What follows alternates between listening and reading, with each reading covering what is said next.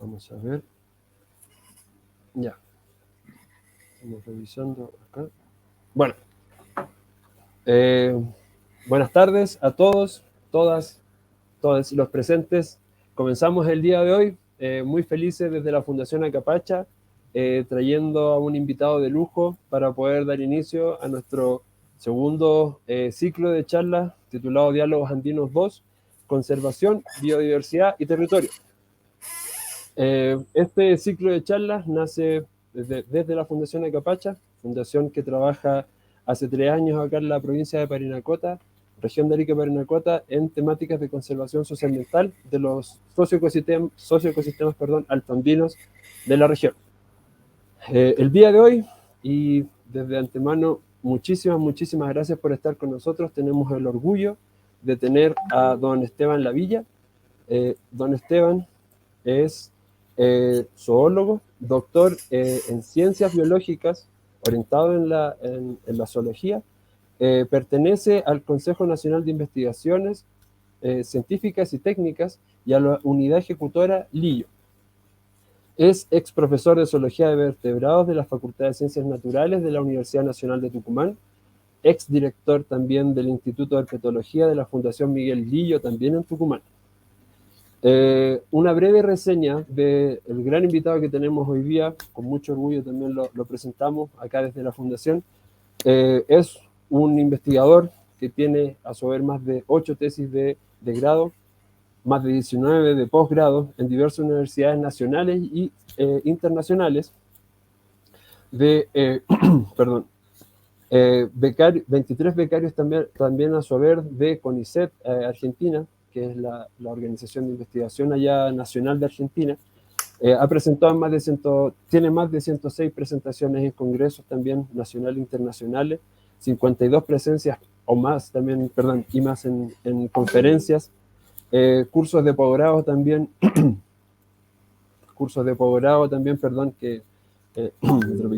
más de 30 cursos de posgrado también en países como Argentina, Bolivia, Brasil, Cuba, Ecuador, España, Estados Unidos, Paraguay, Perú y Venezuela. Más de 160 publicaciones también en revistas científicas y de divulgación también, más de 14 publicaciones, libros también y traducciones a su vez.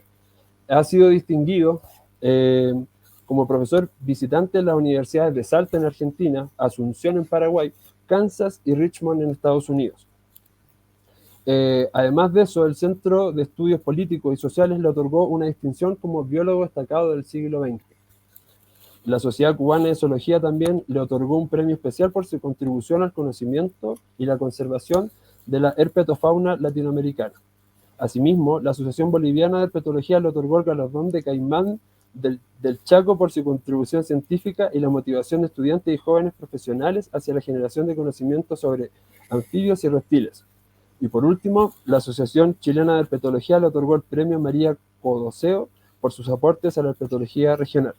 Hoy día, don Esteban Lavilla, con mucho orgullo, lo presentamos también y le agradecemos por la ponencia que nos va a magistralmente presentar hoy día, la cual se titula Las ranas y el hombre, una larga historia de amor y desencuentros. Así que sin más preámbulos, lo dejo para que también, ya después de esta introducción, espero haber estado a la altura de la introducción también. Muchas gracias por estar presente hoy día. Le doy la palabra. Don Esteban Lavilla. Muchísimas gracias. Gracias a todos y todas por acompañarnos. Y bueno, entremos en materia como para avanzar un poco en esta idea que nos convoca, que es hablar de las ranas y la historia de amor y desencuentro que nos une. Me gustaría saber si se ve la pantalla. ¿Estamos compartiendo pantalla? Sí, vamos a verla al tiro con acá la organización.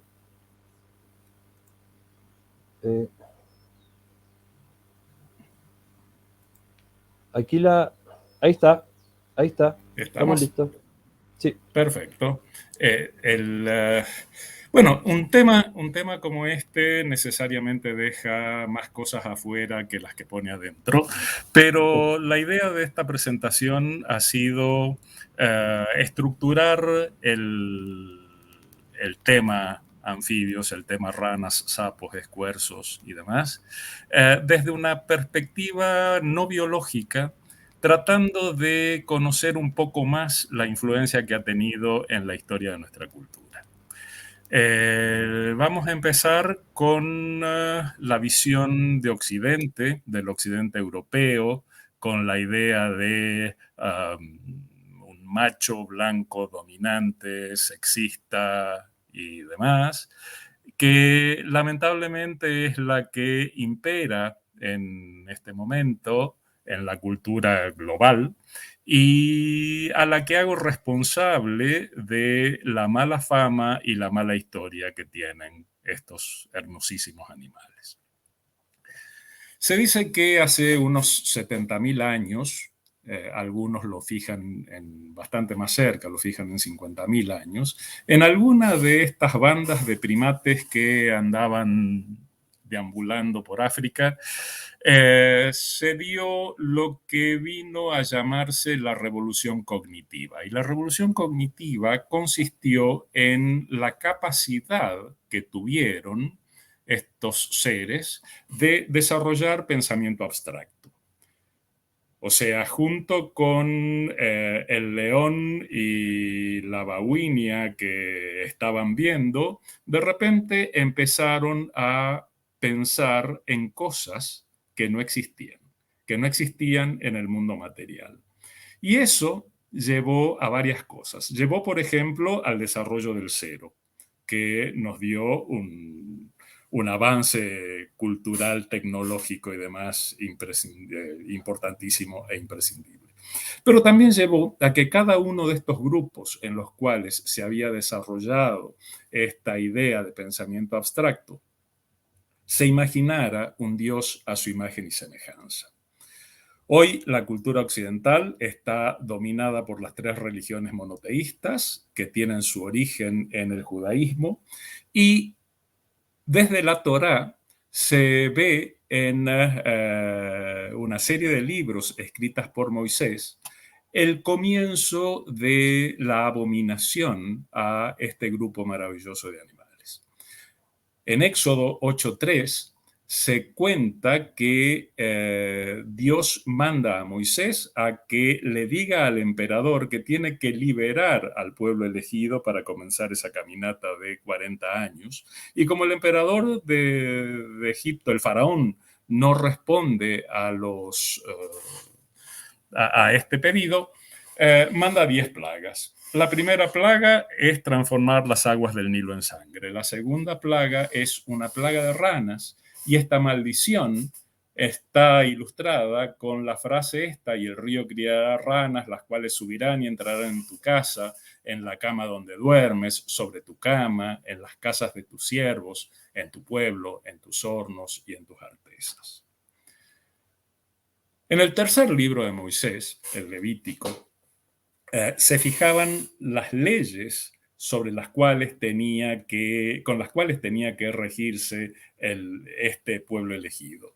Y entre esas leyes estaban varias cosas que incluían hasta el régimen alimenticio que tenían, con el cual lo que podían comer y lo que podían no comer. Y en Levítico 11:29 se escribe claramente: y tendréis por inmundo a estos animales que se mueven sobre la tierra, la comadreja, el ratón, la rana, según la especie. A esto tenemos que sumarle que, de acuerdo a la tradición judeocristiana, perdimos el paraíso por culpa de una serpiente. O sea que, según la Biblia, la herpetología sería una ciencia maldita. Y esto tuvo una profunda influencia en la Europa cristiana y en la Europa medieval. Si ustedes se fijan, en la Edad Media se empiezan a construir las grandes catedrales y entre esos templos se ven capiteles como este, donde hay una rana que o está devorando a una persona o está manteniendo un sexo oral. Y me animo a decir esto porque ranas y sexo estuvieron siempre ligadas en esta historia religiosa de Occidente. Ustedes fíjense, este es uno de las obras claves del Bosco. El infierno está representado por una pareja de condenados con varios diablos y hay una rana en la vagina femenina. Y lo mismo pasa con esto ya en el siglo XVI, donde en esta pintura de los maestros del Alto Rin, que habla de la muerte y la lujuria, también la rana está en la posición más pecaminosa que nos podamos imaginar.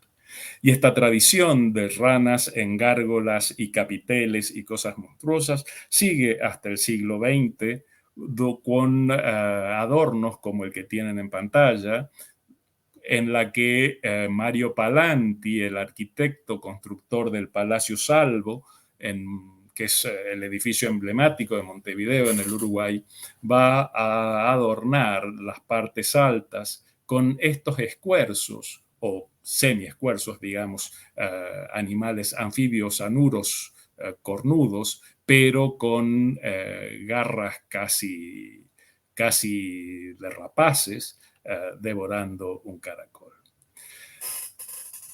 Y la influencia que toda esta idea tiene sobre las ciencias se pone de manifiesto en varios, diría todos, los escritos de Linneo que tratan sobre ranas. Fíjense que en la 10ª edición del Sistema Naturae, Linneo dice que casi todos los anfibios son horrorosos, tienen el cuerpo frío, un color cadavérico, esqueleto cartilaginoso, la piel horrible, la cara torva, la mirada calculadora, un olor asqueroso, una voz rasposa, un aspecto escuálido, un veneno espantoso, y todo esto era tan malo que hizo que el creador, que el autor de todos los seres vivos, no se preocupara en hacerlos demasiado numerosos. Pero afortunadamente hay otras culturas y hay otros dioses. Una de las cosas que a mí más me maravilla de nuestra región es esta imagen.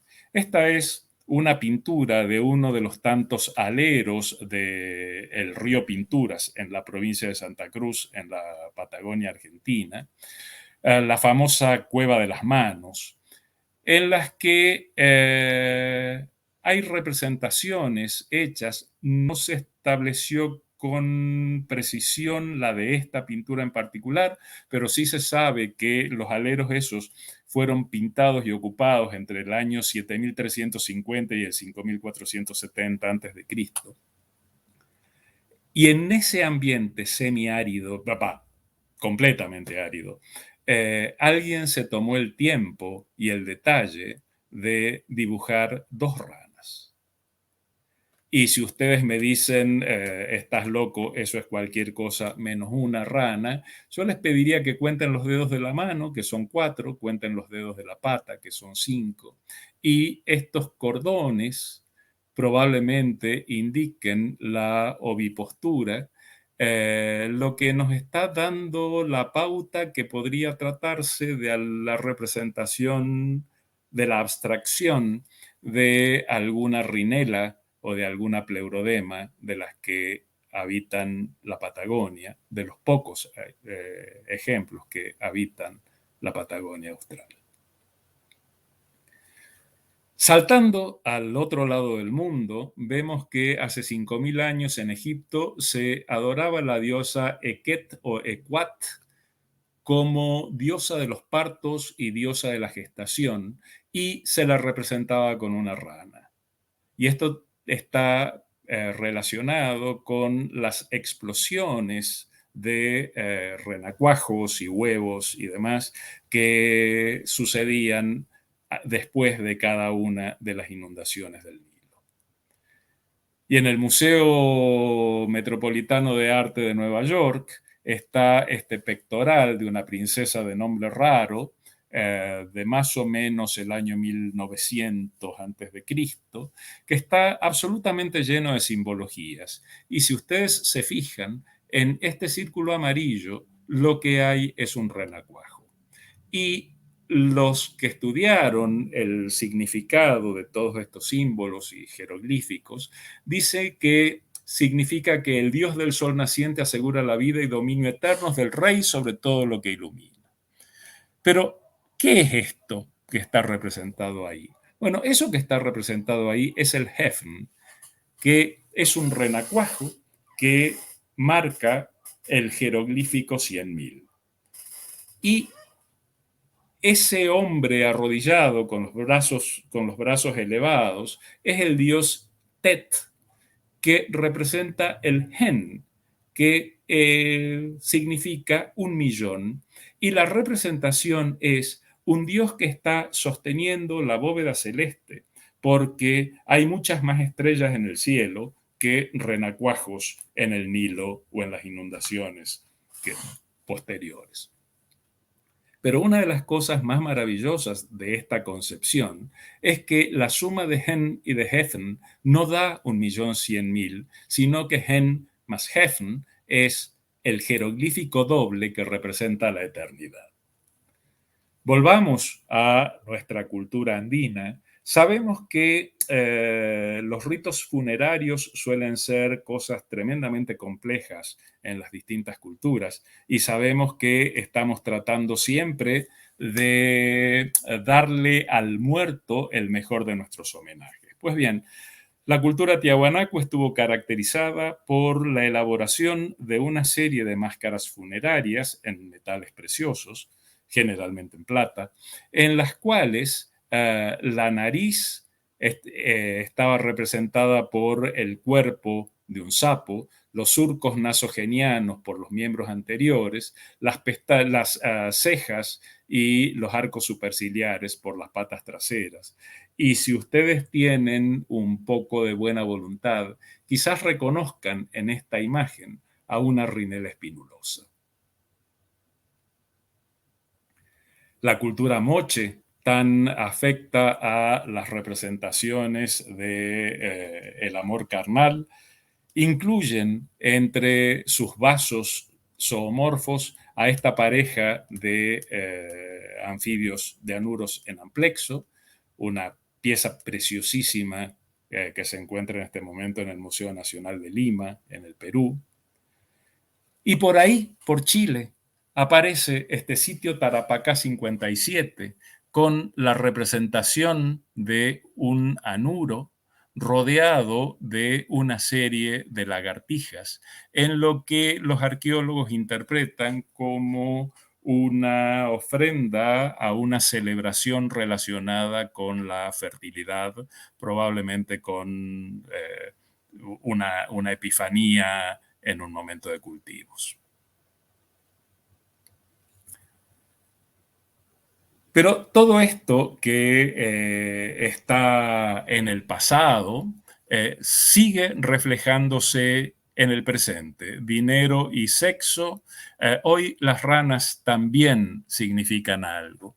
En China, por ejemplo, se adora en forma de altares familiares a Chanchu, que es el dios del dinero, y Chanchu está representado por un sapo de 3 patas que está parado sobre una pila de monedas, lleva monedas en su lomo y tiene una moneda en su boca.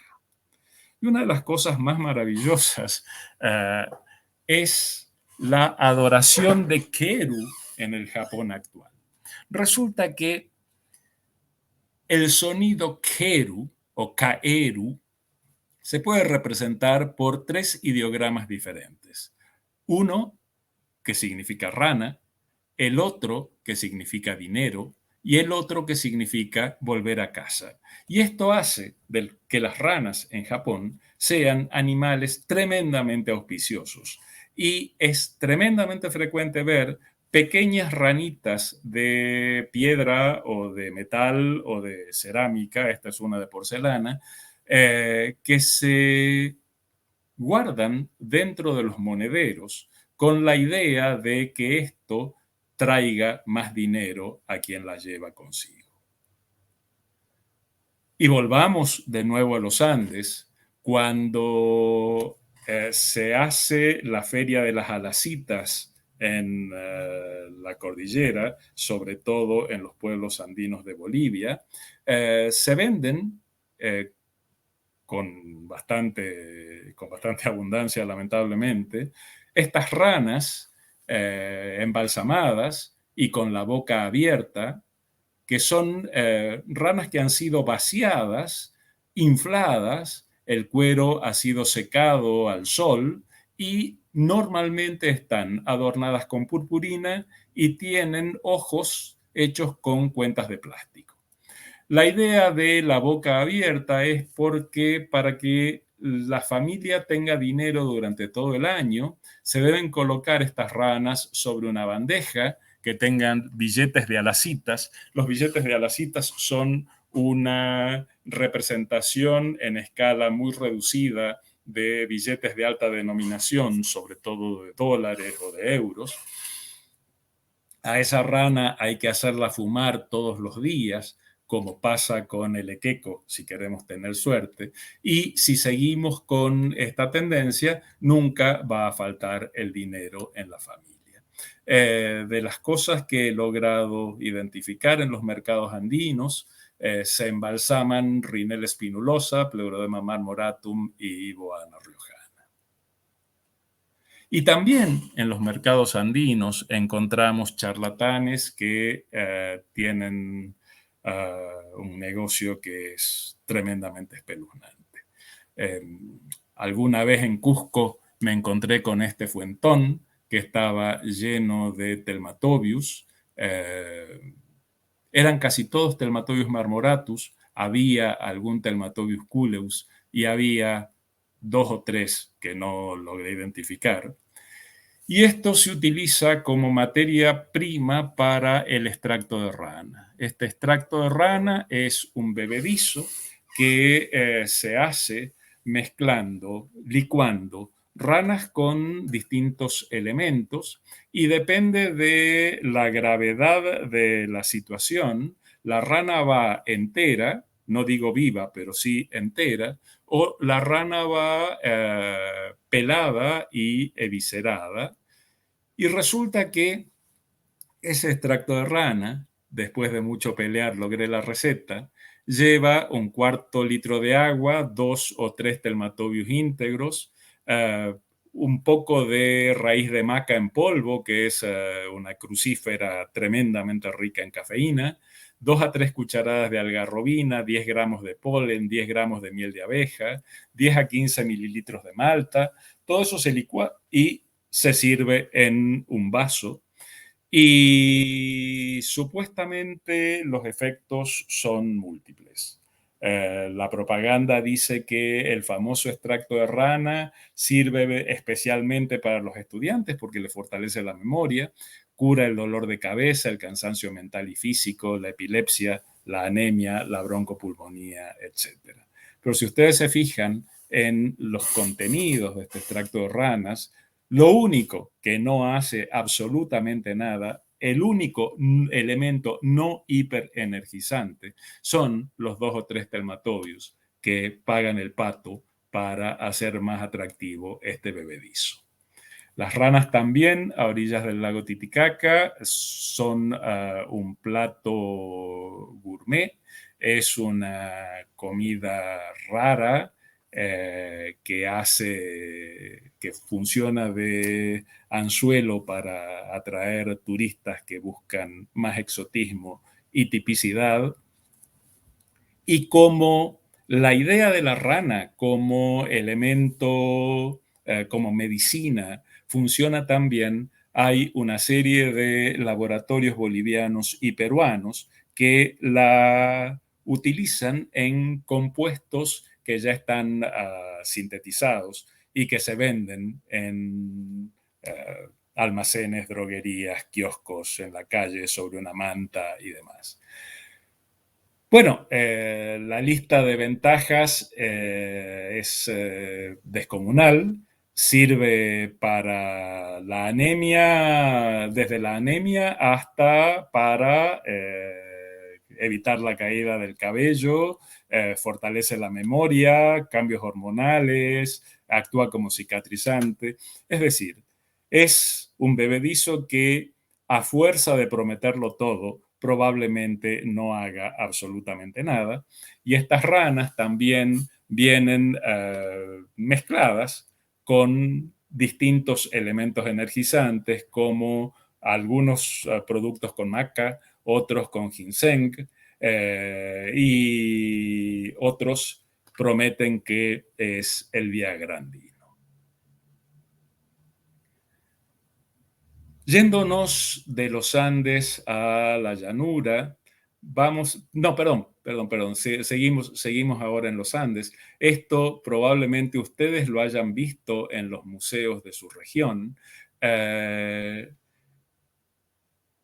los arqueólogos han encontrado una cantidad tremenda de este tipo de tabletas que se llaman tabletas de rapé, con la que los chamanes entraban en trance inhalando las semillas molidas del sebil, de la anadenantera colubrina, y esto es una tradición que se llevó a cabo a lo largo de los Andes, en los Yungas y en el Chaco, tanto en Chile como en el sur de Bolivia y en el noroeste de la Argentina. Una de las cosas más impresionantes de esta entrada en trance es que el principio activo de la semilla de la anadenantera colubrina es el 5-metoxi-NN-dimetiltriptamina. Y ustedes me dirán, bueno, ¿qué tiene que hacer un polvo de semillas de sebil en una charla sobre ranas? Pues bien, esto que en nuestra región se obtenía del sebil, en Centroamérica y México se obtenía de la piel de un sapo, de la Rhinella alvaria. Este animal produce exactamente el mismo principio activo que las semillas de sebil, es decir, la 5-metoxi-NN-dimetiltriptamina. Era utilizado por los chamanes con exactamente el mismo fin, es decir, entrar en trance y poder comunicarse con los dioses de manera más directa. Y lamentablemente esto se puso de moda en la cultura New Age, y en este momento la Rhinella alvaria está siendo bastante perseguida porque lo que se hace es, se sacrifican los animales, se seca la piel, se la enrolla como si fuera un cigarro y se lo fuma. Dicen los que han pasado el trance que nunca hay que fumarla solo y siempre hay que fumarla en planta baja. Se necesita de un acompañante para evitar que el que está en el trance cometa locuras, porque es un alucinógeno de una que tiene efectos muy similares al de los alucinógenos sintéticos como la LSD, y lo primero que produce es la necesidad de volar. De ahí la necesidad de hacerlo en planta baja. Es una cosa, eh, tiene como ventaja sobre los alucinógenos sintéticos el hecho de que no tiene efecto rebote y tiene un periodo de efectividad que es bastante corto, entre 30 y 40 minutos. Pero esto que se ha transformado en un lujo de burgués, eh, para otras culturas es una cuestión imprescindible. Cuando Chuck Mayers estudió las ranas, estaba estudiando las ranas entre los Emberá del río Saija en Colombia. Se vio que utilizaban a este animal, el Phyllobates terribilis, que es un animal que tiene una secreción tremendamente venenosa, es probablemente el anfibio más venenoso que conocemos hasta el momento. Hablan de un efecto equivalente a unas 5.000 veces el poder de la estricnina, que se transmite por vía nerviosa. Y en ese maravilloso trabajo de Mayers y colaboradores en el año escrito en el año 1978, que lo pueden bajar gratis del sitio del American Museum de Estados Unidos, hay todo un estudio antropológico tremendamente detallado de cómo se sostiene con un palito a la rana, se refriegan sobre su lomo las puntas de los dardos. Esos dardos son puestos en la cerbatana y con esta cerbatana se sale a cazar. Y es la rana la responsable, es el tóxico producido por la rana, responsable de la obtención de proteínas animales dentro de este grupo cultural. Entre los Mayoruna de Brasil y los Amahuaca de Perú pasa una cosa afín, aunque no igual, y es el uso de una filomedusa bicolor, que es un proceso muy interesante, estudiado por Daly y colaboradores en el año 1992, también un trabajo que puede ser bajado del sitio del American Museum. Bueno, resulta que a esta pobre rana la atan, la estaquean, la atan en 4 patas, la molestan, la molestan, la molestan, y la rana enfurecida segrega una serie de productos en su piel que son recogidos con un trocito de madera. Entonces, los cazadores ritualmente se queman el pecho, y sobre esa quemadura, sobre esa herida en carne viva, se ponen la secreción de la rana, y esto supuestamente en cuestión de minutos produce un aumento de la frecuencia cardíaca, incontinencia, vómitos, delirios, transpiran a lo pavote y caen rendidos y dormidos.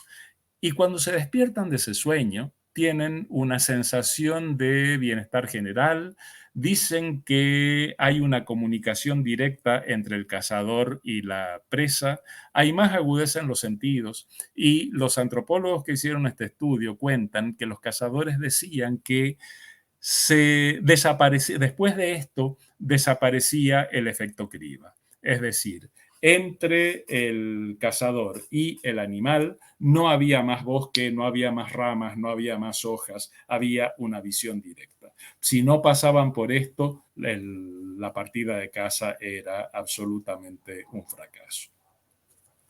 Lamentablemente, también la cultura New Age llegó a esta rana, y en este momento se ha exportado prácticamente a todo el mundo lo que se llama la ceremonia del cambó, por lo cual la Philomedusa bicolor está pasando tiempos bastante duros. Y esta es una breve presentación, un fragmento de un registro hecho con gente de una etnia muy particular del Paraguay, los Ayoreo Totobiegosode. Existen todavía, y a pesar de todo, muchísimas bandas no contactadas de ayoreos totobiegosodes caminando por el Chaco paraguayo.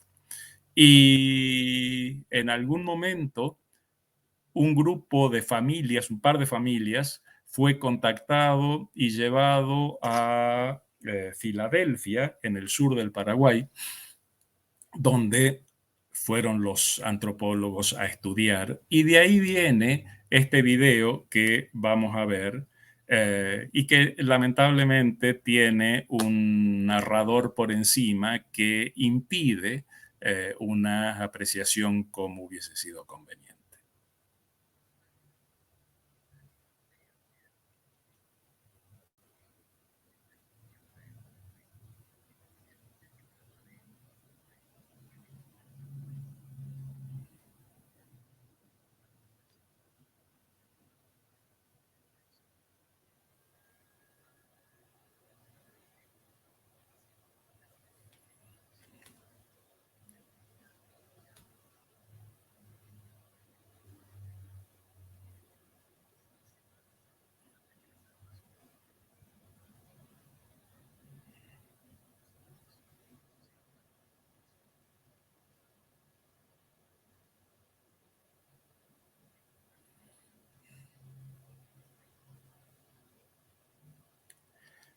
Si ustedes prestan atención, el narrador original,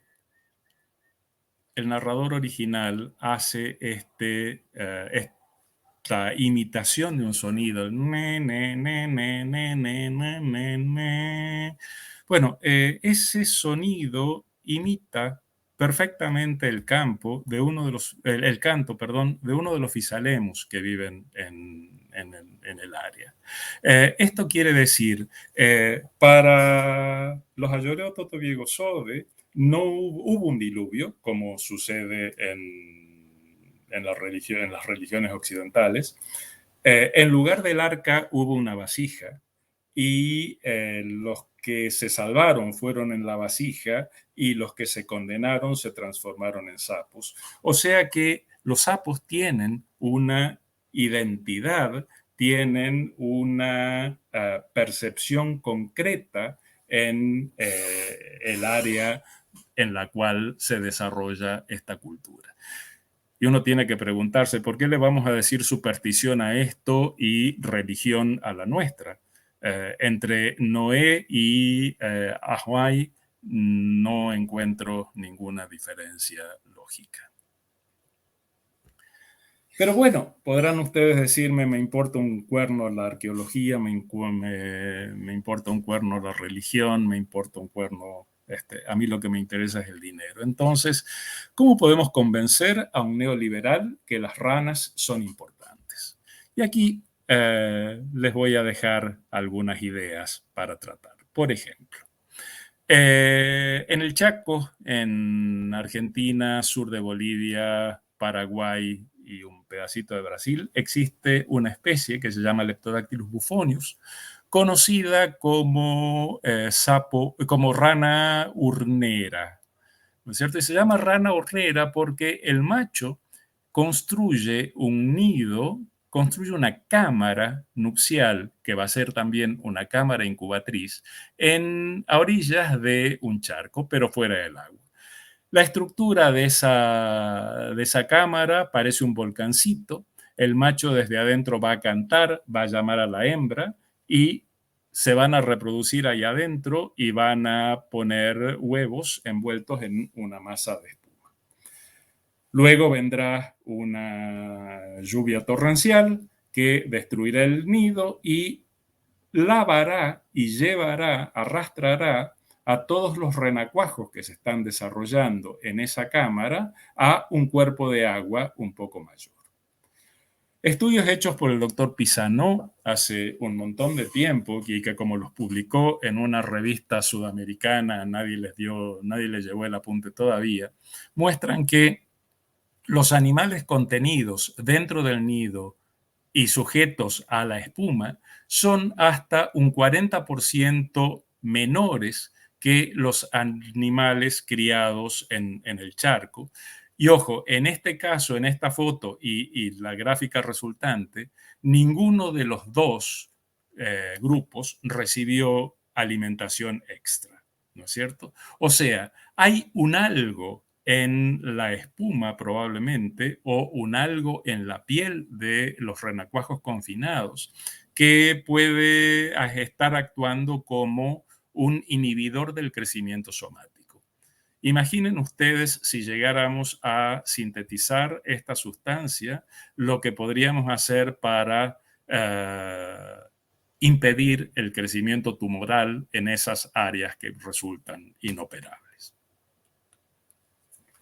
Filomedusa. Filomedusa es esta es Filomedusa sauvagi, es una de las ranas más emblemáticas del Chaco, ¿no es cierto? Bueno, la piel de Filomedusa, como la piel de todas las ranas, es la farmacia más rica que hay en la naturaleza. Y de allí hemos aislado el PSKP1 y 2, que son inhibidores de endopeptidasas y están en ensayos in vitro que han demostrado la capacidad de reducir el desarrollo de tumores.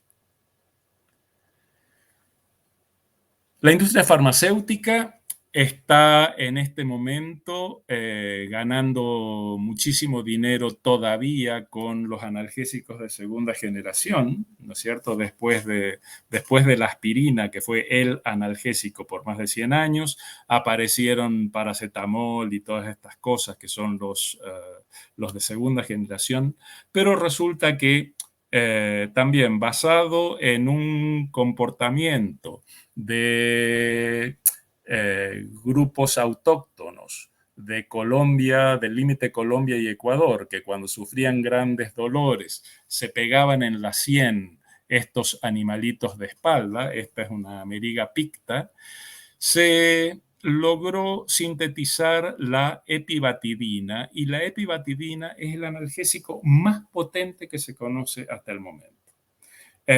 Tiene como tremenda ventaja que al ser un analgésico no opioide no genera adicción, pero por supuesto, como les decía, no se lo utiliza, no se lo comercializa todavía porque las farmacéuticas tienen que seguir ganando dinero del desarrollo de los de segunda, de los analgésicos de segunda, y esta sería la tercera generación.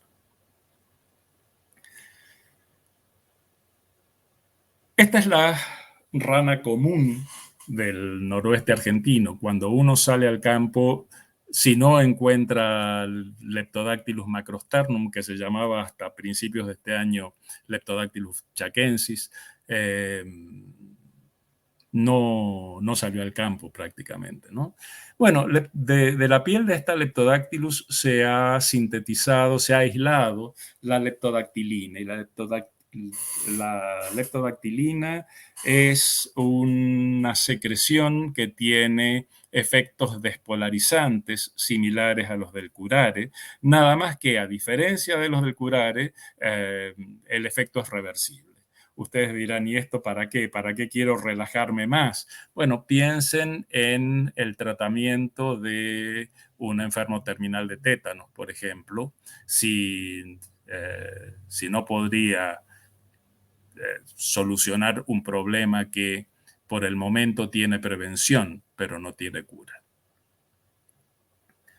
Este es el famoso sapo llorón, abundantísimo, está en todas las cunetas. Bueno, de Physalemmus biligonigerus se ha aislado la fisalemina, que es el hipotensor más potente que se conoce hasta el momento. El mercado para cosas como esta es increíble porque piensen que el estrés y la hipertensión arterial son las enfermedades características del siglo XXI. Y este sí salió al mercado. Lamentablemente, las dos especies del género Rheobatrachus se extinguieron. Rheobatrachus es un género australiano, o era un género australiano, con un modo de reproducción tremendamente particular.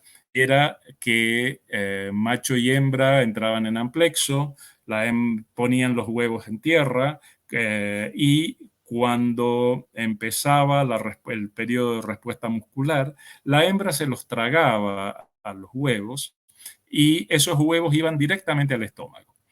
Los jugos gástricos atacaban las cubiertas del huevo y en el momento en que esas cubiertas se rompían, empezaba a actuar una prostaglandina E2 producida por la piel del embrión en desarrollo.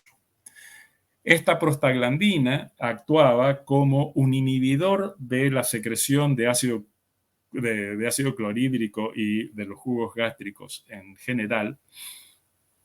Y sobre esta prostaglandina es que se desarrolló la famosa ranitidina de décadas como un remedio para la acidez estomacal, las úlceras y demás. Y finalmente, hay una cantidad increíble de ranas de ranas y sapos que tienen en su piel la cearina 1,1, que es un antibiótico y un antiviral de amplio espectro. Ustedes piensen que en el mercado farmacéutico los antivirales son proporcionalmente raros. En mi ciudad, en mi región, aquí en Tucumán, cuando uno tenía culebrilla, la culebrilla le llaman también fuego de San Antón, es una inflamación de los nervios intercostales, ¿no es cierto?, producida por un herpes zóster, que genera situaciones muy, muy incómodas, muy dolorosas. Los médicos no la curan, pero sí la curan las curanderas.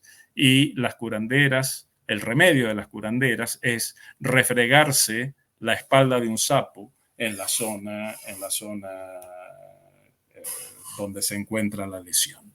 Bueno, un conocimiento absolutamente empírico, pero con una base científica cada vez más firme y cada vez más cierta. ¿Y por qué todo esto? Y ya con esto vamos terminando esta presentación. Bueno, porque las ranas y los seres humanos están y han estado intrínsecamente ligados a lo largo de toda su historia. Sea que los odiemos o sea que los deifiquemos, están siempre presentes. Ustedes fíjense que en la cultura del siglo XXI existen un montón de mangas del cómic japoneses, donde los sapos tienen una función, un rol preponderante. Me estoy acordando del sapo Gamabunta, ¿no es cierto?, que es el sapo que orienta a Naruto en las series y revistas para niños. Tenemos que pensar y hablar de ranas porque las ranas están desapareciendo y esta desaparición merece varias horas de charlas y reflexiones particulares. Están desapareciendo básicamente por la estupidez humana.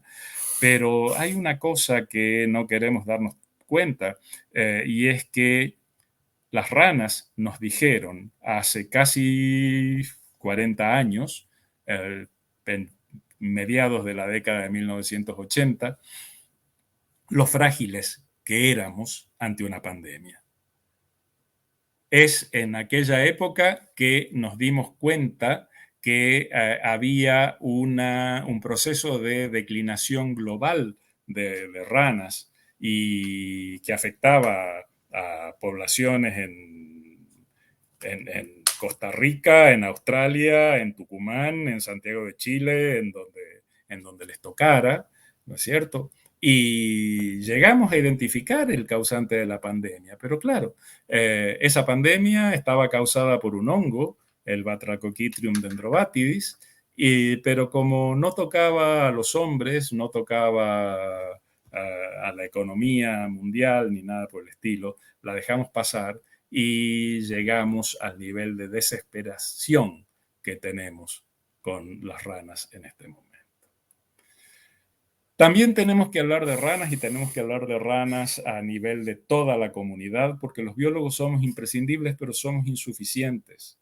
Los biólogos creo que ya hemos hecho, dicho y dado todo lo que teníamos para hacer, decir y hacer.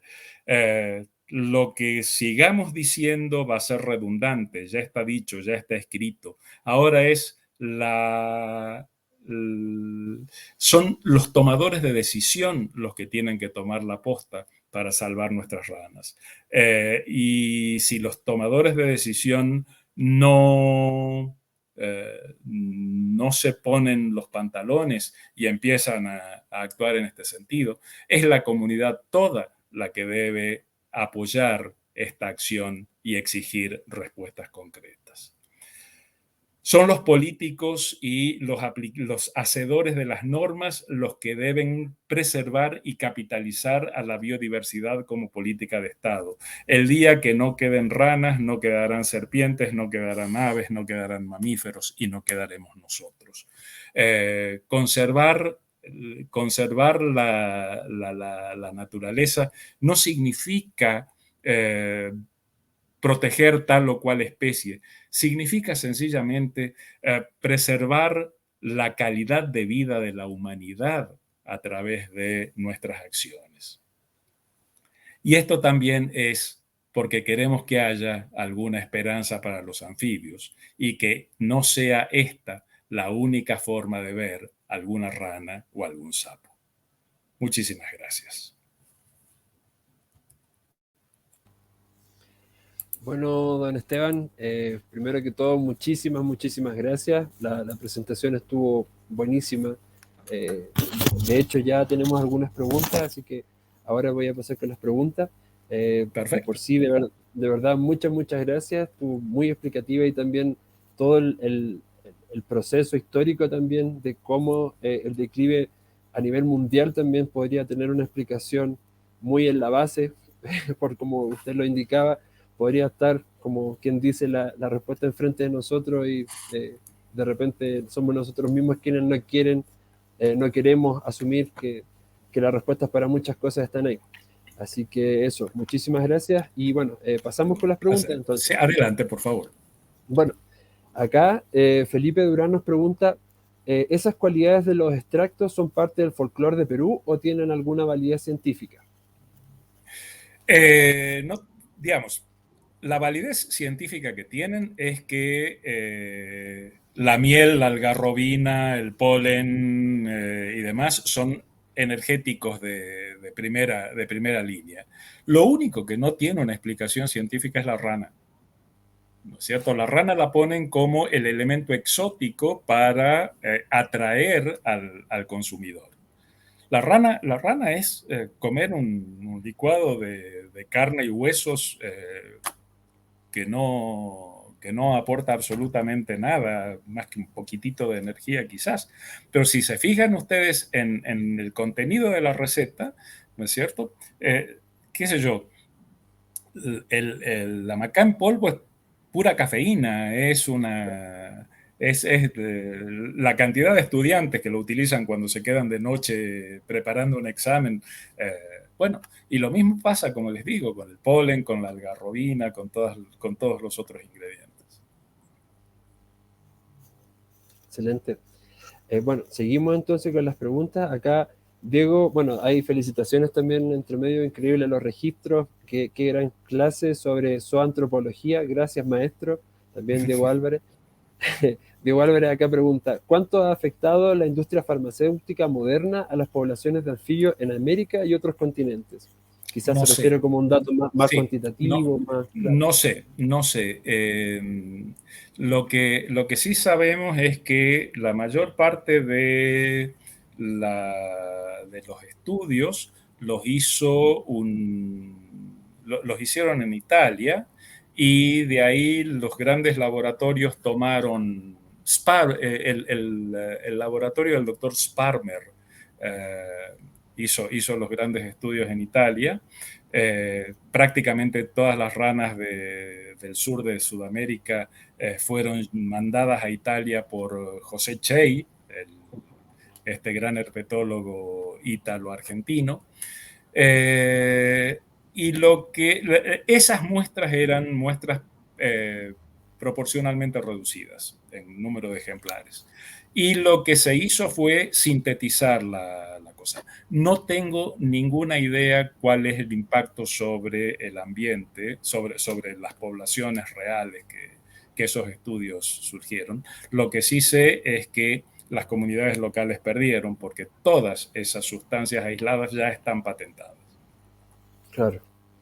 Oiga, don Esteban, y en ese sentido, colgándome un poquito de la pregunta, ¿usted cree que en una escala de impacto lo que se hace generalmente a nivel de cosmovisión quizás de algunos pueblos originarios, por ejemplo, lo que se tradujo después en esto de las fórmulas, quizás en algunos países de fórmulas milagrosas, tendría un impacto menor a lo que la industria farmacéutica podría tener a gran escala en la sintetización de estos componentes, o de hecho debería ser un deber empresarial, por ejemplo, en este caso, si se están sintetizando componentes, quizás también debería ser, por ende, consecuente aportar a la conservación de estas especies. ¿Cómo cree usted que está la escala de afección a estas poblaciones de anfibios y quizás dentro de esto, como hablábamos, de la fórmula secreta, mega mágica para solucionar problemas, puede ser menor el impacto que los farmacéuticos? ¿Qué opina usted? De hecho el número de ejemplares utilizados para hacer un screening y ver cuáles son los principios activos y demás cosas suele ser bastante bajo. Eso no quiere decir que la repetición y la repetición y la repetición no lleve a la extinción de poblaciones locales, sobre todo por el gravísimo estado en el que están aún las poblaciones de los animales que decimos que no están amenazados, ¿no es cierto? Ustedes fíjense, por ejemplo, eh, nosotros en la Universidad Nacional de Tucumán tenemos un instituto que depende de la Facultad de Bioquímica que estudia todo lo que se puede estudiar de procesos reproductivos muy tempranos y a nivel molecular en anfibios. Y el animal utilizado generalmente es Rhinella arenarum. Rhinella arenarum es el sapo común argentino. Es abundantísimo donde lo vayan a ver, pero no en Tucumán y los alrededores. ¿No es cierto? Simplemente porque hay colectores que se dedican a buscar estos sapos para venderlos al instituto. O sea, eso por un lado. Por otro lado, los ejemplos de utilización de anfibios como elementos de laboratorio, como animales de laboratorio, llevan a problemas como los que hay en Chile, en el que por tras de utilizar el sapo de uñas africano, el Xenopus levis, ya hay poblaciones ferales de Xenopus levis que están compitiendo con las poblaciones locales por los lugares de reproducción, etcétera, etcétera. O sea, tenemos que partir de una base que es muy sencilla. Toda acción que haga el hombre sobre un animal va a terminar mal. Eso lo tenemos que tomar como dogma. Lo que hay que ver es cómo equilibrar la necesidad de desarrollar con la necesidad de conservar. Sobre todo porque si tomamos, eso ya lo charlamos contigo alguna vez, si tomamos conservación y desarrollo como aspectos antagónicos, la que pierde es la conservación. Entonces, lo que tenemos que tratar es no desarrollemos tanto, no conservemos tanto, pero logremos un equilibrio donde todos vivamos más o menos cómodos. Claro, exactamente. Oiga, don Esteban, y bueno, en el caso específico, por ejemplo, lo que usted nos destacaba de la Telmatobius marmoratum, la rana marmoria acá, que también está presente en el altiplano en la región de Arica y Parinacota, es una especie que, si bien, de acuerdo a la clasificación internacional de la Internacional para la Conservación de la Naturaleza, está como vulnerable, ¿cómo cree usted que en el lado, por ejemplo, del Perú, que se da esta utilización de los individuos para fines medicinales, entre comillas, para la formulación de estos compuestos, ¿cómo cree usted que podría estar relacionado que ese mismo individuo, considerado como un centinela ambiental, por ejemplo, en los humedales altoandinos, está siendo también un indicador de la salud de los ecosistemas? O sea, allá en Perú, que también tiene una distribución más o menos similar de humedales altoandinos en la zona altoandina de Perú, ¿cómo cree usted que también quizás la falta de conocimiento también de la ecología de la especie a un nivel de comunidad, de población local, entendiendo también su rol dentro de los ecosistemas, cómo cree usted que podría llegar a tener un impacto significativo en la reducción, por ejemplo, de estos usos tradicionales, como por ejemplo la formulación de este componente, o sea, cómo por medio de la educación ambiental, quizás sobre la ecología de la especie y su rol dentro de estos ecosistemas de humedales altoandinos, podríamos también generar el suficiente grado de conciencia también en la población para que entienda que más que el componente milagroso para un remedio, nos está indicando la salud de nuestro ecosistema, en este caso, de los reservorios de agua, que muchas veces son la cabecera de cuenca, que cualquier indicación de los bioindicadores de esta especie, indicadores de cambio, es también consecutivo a las medidas de conservación que se van a tomar. ¿Cómo cree usted que quizás podría haber Bueno, un poco de sí, irrupción de la educación ambiental? es imprescindible. Es imprescindible porque lo que están haciendo en los mercados, y no solo en los mercados andinos, porque el exotismo ha bajado también a Lima y ha bajado también a Arequipa y ha bajado también a algunas ciudades, ¿no es cierto? La educación es imprescindible porque para ellos siempre hay ranas. Eh, no, con frecuencia cuando uno conversa con esta gente, no son conscientes que cada vez tienen que caminar más lejos y cada vez tienen que invertir más horas para obtener el mismo número de individuos, ¿no es cierto? Pero ellos todavía siguen teniendo ranas y no son conscientes de la inutilidad de la rana, no son conscientes de del daño tremendo. Ustedes fíjense, un fuentón en el que había 200 telmatobios, ¿no es cierto? Claro. Una cosa espeluznante. Ni siquiera el coleccionista más loco y más ávido puede llegar a esos niveles, ¿no es cierto? Y esos son los que están vivos en el mercado. Tenés que pensar en todos los que se murieron en el trayecto, bueno, todas las cosas que sabemos con el tráfico de fauna. Entonces, Claro. sin educación no vamos a llegar a ninguna parte. El único problema es que la educación ambiental generalmente está destinada a los niños. Y en este caso, en el caso de los anfibios, la educación tiene que ir a todos, a niños, a adultos, al analfabeto y al presidente de la República, que a veces es analfabeto también, pero no importa. El, bueno, tiene que tomar a todo el espectro porque la situación en la que están las ranas no da para más. Exactamente. Bueno, acá seguimos un poquito con los comentarios. Margarita Ruiz de Gamboa manda Un saludos a beso, Esteban, gracias por Margarita. la charla. Y también, bueno, seguimos con las preguntas. Acá Paola Araneda nos pregunta, nos dice, hermosa la multiplicidad de simbolismos que representan los anfibios en las culturas. ¿Se podría relacionar la pérdida de prácticas y conocimientos tradicionales con la posterior amenaza y pérdida de anfibios? Sí, yo creo que sí. No protegemos lo que no conocemos, ¿no es cierto? Entonces, mientras hubo un rito, mientras hubo un significado, mientras un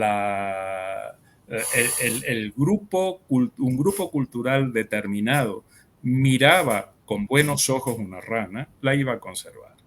Así como nosotros en Occidente miramos con malos ojos las ranas y Linneo terminó odiándolas y la cultura terminó odiándolas, ¿no es cierto? O sea, la, el olvido de las... Ustedes piensen que nosotros teníamos, América tenía una cultura, digamos, tenía un montón de culturas y un montón de culturas que estaban bastante ajustadas con el ambiente.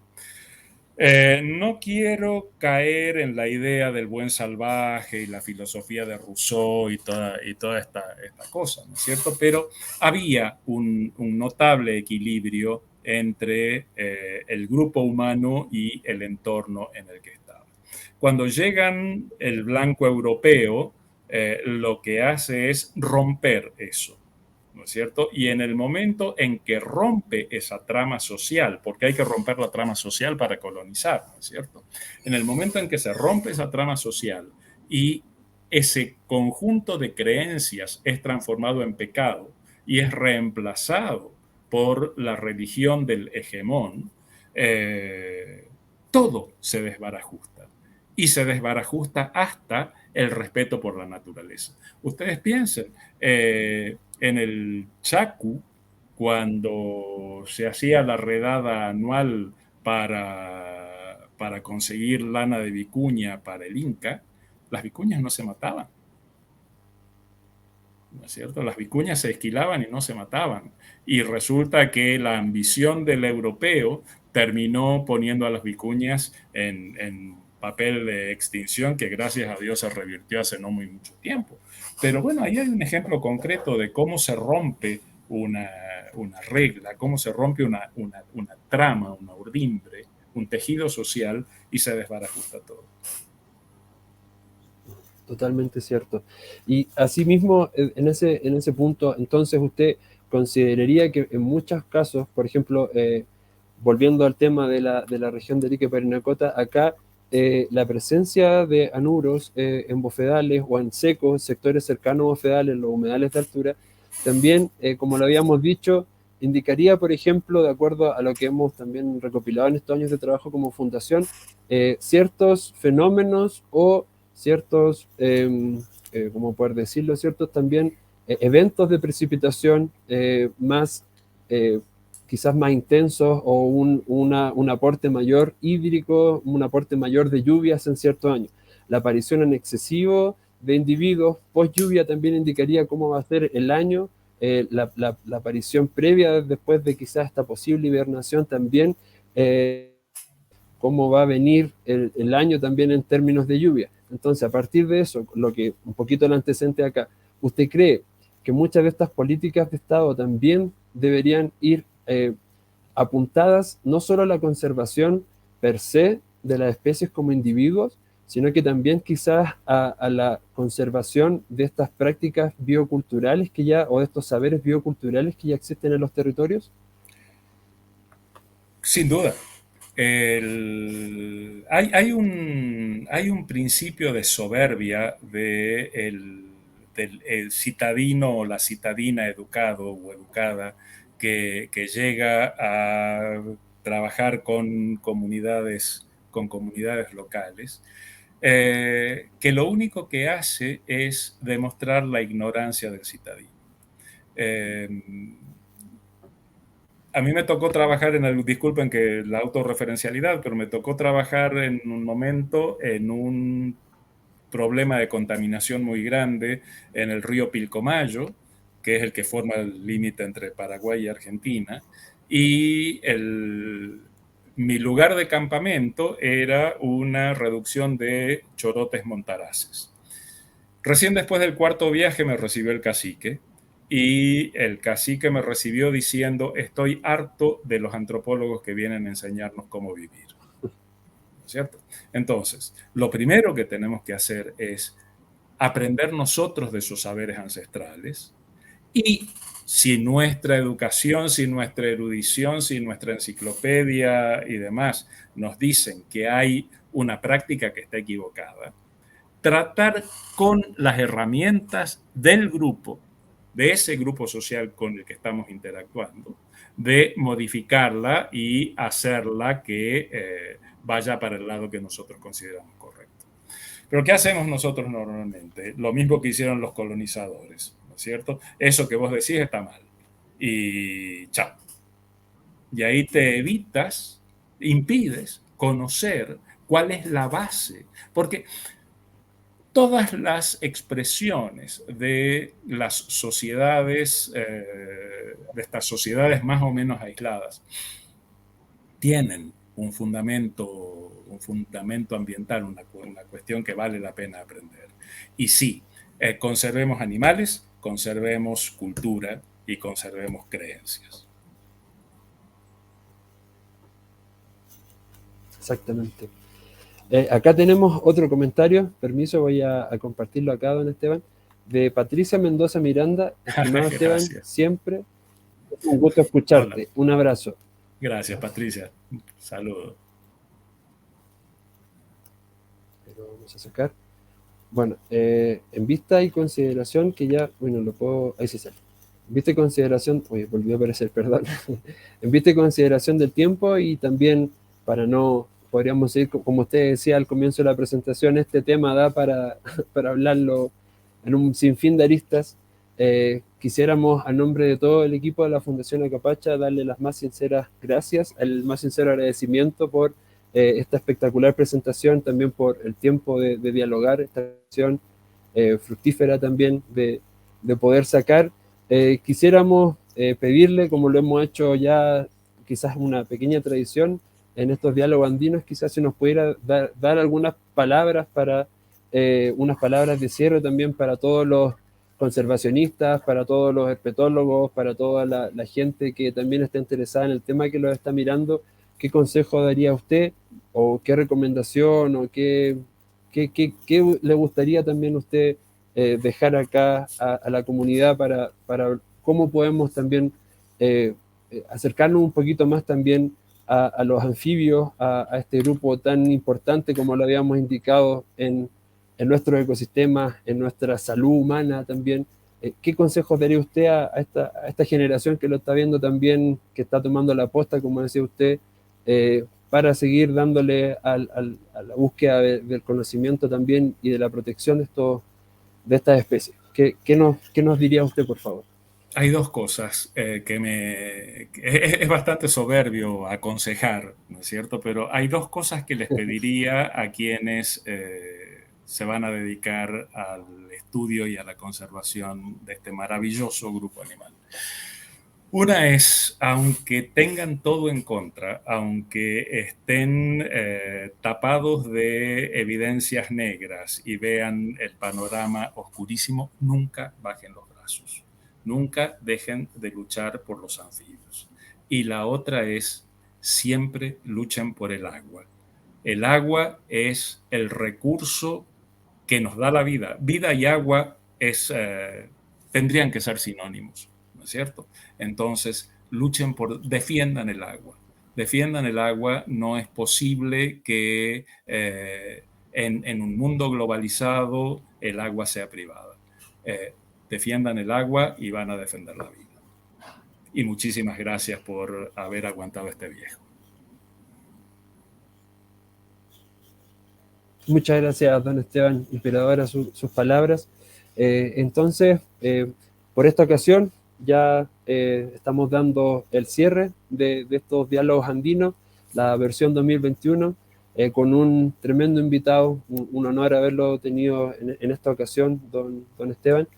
Asimismo, a la comunidad lo invitamos a seguirnos, a que ya en una semana más vamos a seguir con nuestros diálogos andinos. La idea es seguir aportando a la difusión del conocimiento, seguir aportando a que también esta academia que muchas veces está en otros, con lo que habíamos hablado alguna vez con usted, que en algunos países como de acá de Sudamérica pasa de que la academia está en otro nivel, que también pueda bajar, podamos romper, ser un poco más rupturista, en que también la academia dialoga con la comunidad, también puede ser parte de este conocimiento y nada más que agradecerle y quedamos en esto. Todos los que estamos metidos en la conservación tenemos también maestros y hoy día tuvimos el agrado de compartir con uno de ellos. Muchas gracias, don Esteban.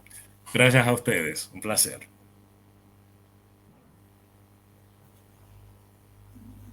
En eso quedamos. Cuídense, muchas gracias. Chao, Hasta la chao. próxima. Chao.